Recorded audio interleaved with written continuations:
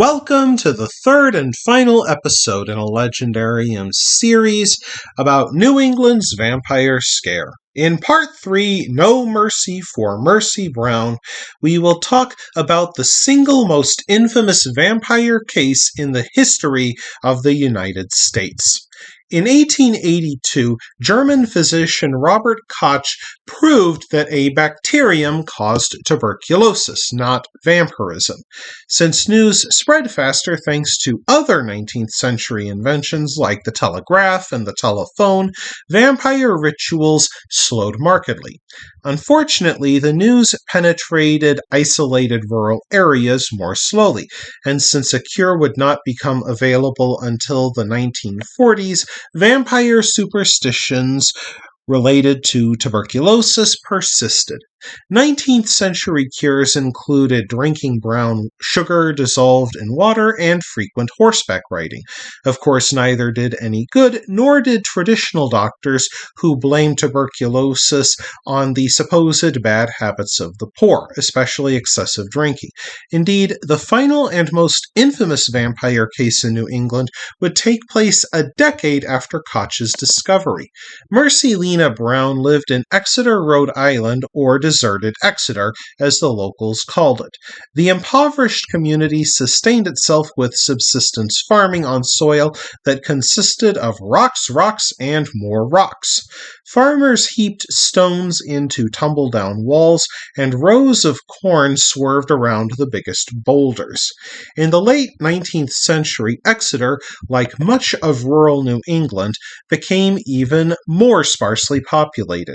Civil War casualties had taken their toll on the community, and the new railroads and the promise of better land to the west lured the hardest-working young men away.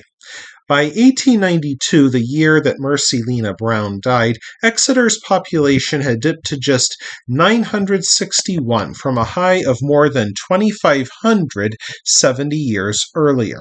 Emigrants left abandoned farms, many of which would be seized and burned by the government. Some sections of the community became a ghost town overtaken by wild grass and trees. Tuberculosis harried the remaining families. The Brown family lived on the edge of town upon a modest homestead of 30 or 40 stony acres. Tuberculosis began to hound them in December 1882. Lena's mother, Mary Eliza, became the first to die.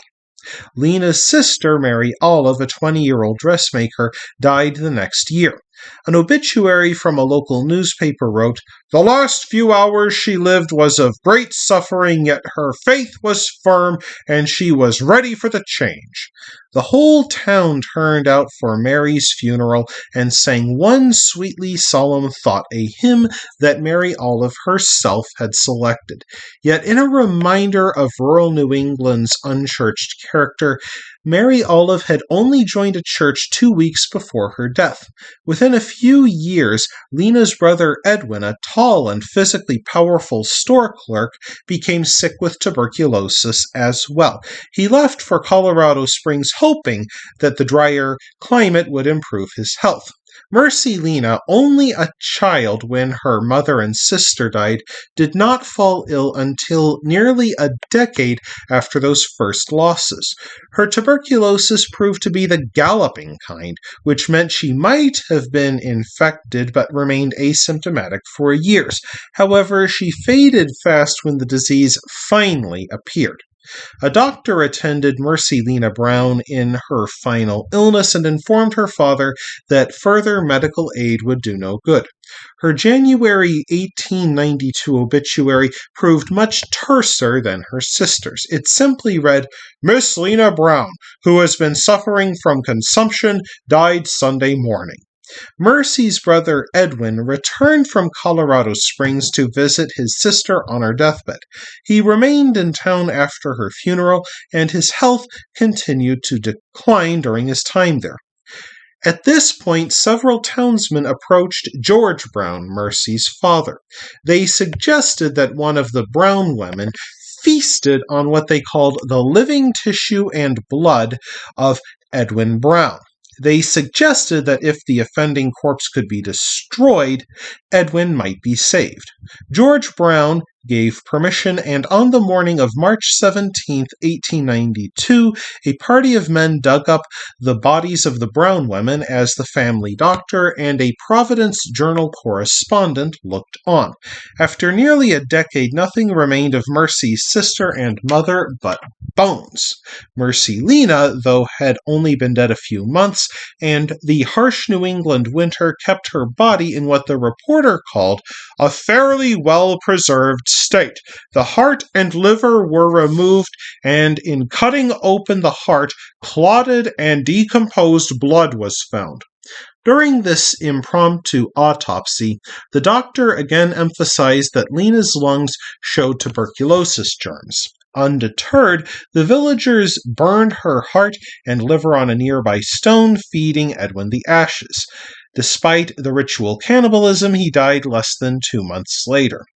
Though Brown's surviving relatives saved newspaper clippings and family scrapbooks and discussed Mercy Lena's death on Decoration Day, the tale traveled much further than they ever imagined it would. New England's vampire panic struck contemporaries as a baffling anachronism in an age of progress and science. Many exhumations occurred within 20 miles of Newport, where the great families of industrial America vacationed.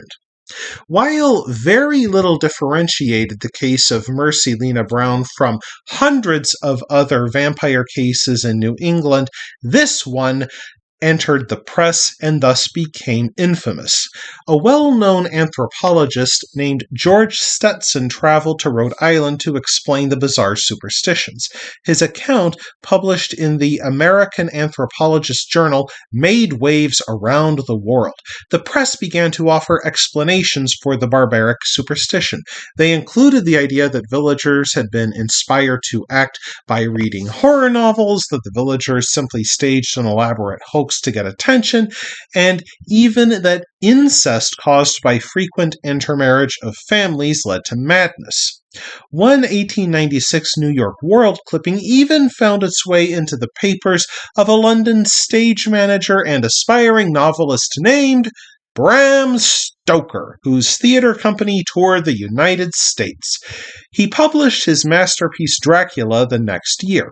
It included a character named Lena, who shared the same middle name as Mercy Brown, and like her died as a consumptive teenager, only to supposedly return from the grave to prey upon the living. That wraps things up for this episode of The Legendarium. I hope you enjoyed this series. If you did, press like. If you want to see more, press subscribe. And if you've got anything to say, let me know in the comments section. Thanks again for joining me, and I hope that you have a great rest of the day.